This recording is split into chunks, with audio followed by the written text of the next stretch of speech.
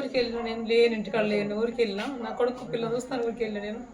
ఊరికి వెళ్ళి తాళం వేసుకొని పోయినా. నిన్న ఈ టైంకి పోయినా నేను. నాకు ఇట్లా అయితే తెలియదు. దొంగలు పట్టుకుని పొద్దున్నే రాత్రి చీకటి అయింది, రాత్రి అవుతుందని చెప్పాడు. మా కొడుకు ఫోన్ చేసిన 10 గంటలకే ఫోన్ చేసిన నేను. 10 గంటలకు ఫోన్ చేస్తే అమ్మ నేను దీన్ని పడుకుంటున్నా అని చెప్పాడు. అన్న బయటకు వెళ్ళిండి అన్నాడు. అంటే బిడ్డ పైన ఇంటికాడ చెప్తే నువ్వు పొద్దున్న వస్తా బిడ్డ అని నేను అన్నాక మా బిడ్డ అన్నది ఇక్కడ పిల్ల ఉంది చూసేద్దామా అంటే సరే పిల్లని చూసేస్తా, సాయంత్రం బిడ్డ వస్తా నేను అంటే కొడుకు నువ్వు రా అంటే రానన్నాడు. నేను చూసేస్తా అని అక్కడ చెప్పిన. పొద్దున్నే మబ్బులు ఇవ్వగానే అమ్మ ఇంత దొంగలు అవడానికి ఫోన్ చేసాడు. నా ఇంట్లోకి వెళ్ళి బంగారం గుత్తులన్నర గుండ్లు పోయినాయి.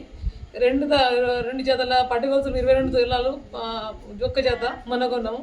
అంతకు 15 తులాల పట్టుగొలుసులు అవ్వయినాయి. మళ్ళా నేను గ్రూప్లో పైసలు ఎత్తుకొని నేను అద్దుల బంగారం తీసుకున్నా. అద్దుల బంగారం అది పోయింది, ముక్కు పోయింది. మళ్ళీ 3 మస్తల బంగారం అది పోయింది. కాగితాల కడిగిన సామాన్లు అన్నీ సరేషన్ సారినారు. నా పరిస్థితి ఇది నేను మొన్న నల్ల తీసుకున్నా, డీడీ కడతాను తీసుకున్నా సార్. నేను 8,000 రూపాయలు పోయినాయి.